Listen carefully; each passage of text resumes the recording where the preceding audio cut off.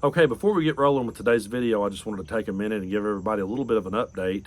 As far as I go, my electricity finally came back on. The internet's still not fully back, but I do have electricity, so I can heat me up some coffee finally. I didn't realize just how much I depended on that morning cup of coffee until I couldn't have it. But the electric's back on. We're still getting a little bit of a drizzle, a little bit of rain here in East Tennessee where I'm at.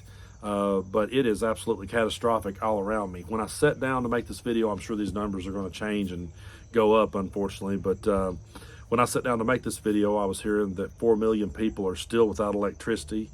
On the East Coast here, there's been 43 dead.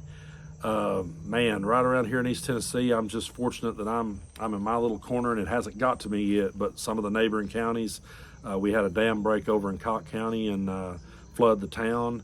Parts of I-40 have broke off. They've closed that down. There's just so much going on at the moment that, you know, if you have to get out and travel, be very careful when you do. And if you don't have to travel, the best thing to do in these kind of situations is just stay home, because there's so much going on and so many people trying to get where they're going. So I hope everyone's okay. I hope everyone's safe. And, you know, I just hope we can come together and pick up the pieces of all this and build back our communities. It's going to take a lot of work and effort, but hopefully we can do that.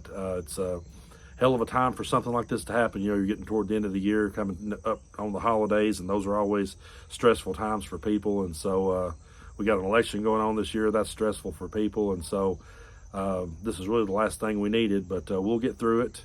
And just so the Julie Greens of the world knows, this isn't your prophecies coming true, okay? This is just unfortunate things that happen, and it's not anyone's fault. So I had to throw that in there. But this video here, there was no way that I couldn't talk about this clip that I saw of Trump, because I've said in previous videos how it annoys me when people says that Kamala Harris needs to explain herself more, that she needs to give more clear-cut answers. And when I hear her speak, I hear clear-cut answers. I hear a vision for America. I don't understand why everyone else can't, in the words of my late great uncle, say, dig the shit out of your ears and pay attention. But this next clip from Trump, he's asked what he would do to bring back jobs. To anyone out there who says Kamala needs to explain herself, can you please tell me where the answer to the question was in this incoherent rambling that Trump goes off on in this clip? Take to ensure that our jobs stay in America so we can continue to build the best cars in the world here in Michigan. So pretty much as we've been saying, and what I want to do is I want to be able to, look, your business, years ago in this area, I was honored as the Man of the Year. It was maybe 20 years ago. Oh, and the fake news heard about it. They said, it never happened, it never happened. And I didn't know who it was. It was a group that honored me as Man of the Year. The fakers back there, see the fake news? But they said, oh, and they looked, and it, you know, they said it never happened, but I said, I swear to you, it happened, it did happen. I was Man of the Year. And I came and I made a speech and I said, why do you allow them to take your car business away? Why do you allow it to happen? They're taking your business away. And I didn't know too much about it. All I know is they were taking your car industry away from you. They said it never happened. And lo and behold, somebody said, I remember the event, and then we found out and we had everything. We got the awards, we had everything. It did happen, but I gave a speech which at the time was pretty controversial. So yeah, there was no answer, and the reason why there wasn't no answer and the reason why that he just started bullshitting and going completely off the rails is because he doesn't know. And I think more people just needs to start calling that out and pointing that out, that he does not know what he's talking about. This is a guy, by the way, that bankrupted a casino, okay? So he does not know what he's talking about. He's not a smart businessman. And to all the people say, oh, he's a smart businessman and he would be good for the economy, he can't explain any of it. And when he was president, he couldn't fix any of it. That's part of the reasons why that he was voted out, because people realized, you know what? We let this guy have a shot at it, thinking because he was a businessman, he might be different. And he did not know what he was doing. And that's why it took me years to figure this out. Back when I was younger, back when I was a teenager and in my early 20s, you know, there were politicians out there. I'll give you an example, like Jesse Ventura, okay? The former wrestler, Jesse Ventura. And I like a lot of things Jesse Ventura said. I disagree with a whole lot of things that he said. But there was a time when I would hear him talk and I would go, yeah, give it to somebody like that doesn't know about the system, and they can get in there and really change it up. And what you got to understand is, I know this goes against the grain of what people loves to hear, because people likes it when a politician goes, I'm not a politician. Listen, you better vote for a politician. You better vote for someone who knows how the system works and can work the system to your advantage. Because if you let a businessman have it who does not know how it works, but manipulates it to his own benefit, you're going to get nowhere. You're not going to get anywhere with these candidates. You think, well, let them have a shot at it. There's no other world you would say that in.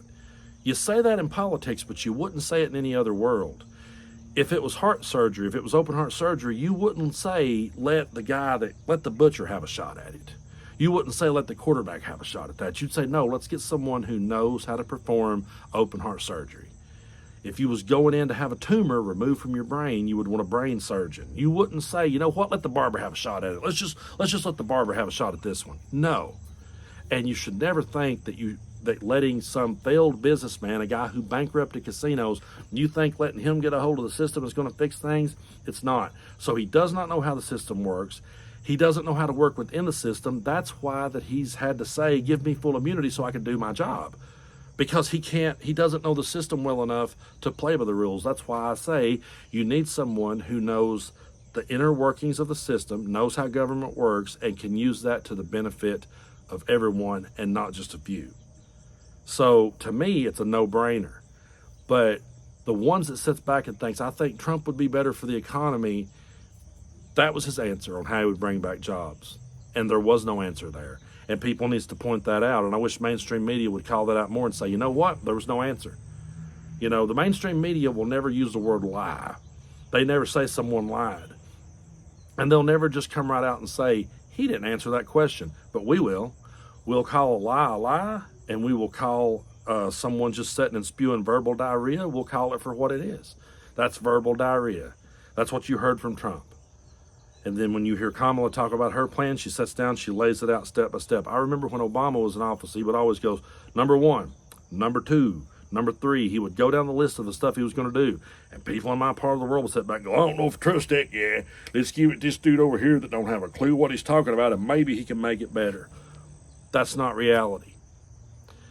It wasn't reality in 2016. We saw what a disaster it was when he was president. The people he hired, who he said was experts and the best in their field, he wouldn't listen to them. And they all said that he was an absolute train wreck. He didn't know what he was doing. So in no world should anyone entertain the idea of Donald Trump. And I can't believe he's still in the race, and I can't believe it's even close. Because it just goes to show you that if someone is a slick enough talker, they can fool people. And the thing about it is, a lot of people lost faith in the system years ago. I think this needs to be said, especially people in my part of the world. They do have it hard. They do struggle. And I think what happened is they looked around at a system that was broken and a system that didn't seem to help them get ahead in this world. And that's why they decided to turn it over to some moron like Trump. It's because they lost all faith in it. And then he came in and told them, hey, it doesn't work, but I can make it work if you'll just let me do away with everything about it. And what they don't realize is when that happens, when he does away with all the guardrails and has none, all the systems and all the safety nets that's put in place would be gone. And to all the people here in East Tennessee and on the East Coast, everyone who's being affected right now by this hurricane, your governor is calling for help. And guess who he's calling on? That federal government that you have been taught to demonize. That socialism that you've been taught to demonize is what's going to be picking up the pieces when this whole thing blows over. So you don't need a guy in there that doesn't know how to operate the system. You need someone in there who knows how to use the system to benefit everyone. And that's what we would have with Harrison Walls in office. We say it, and it's become a catchphrase, we're not going back. And that's true, we should never go back. But we should also say we cannot move forward with that. There's no path forward with Trump. There's no way out with Trump. And there's no path to victory.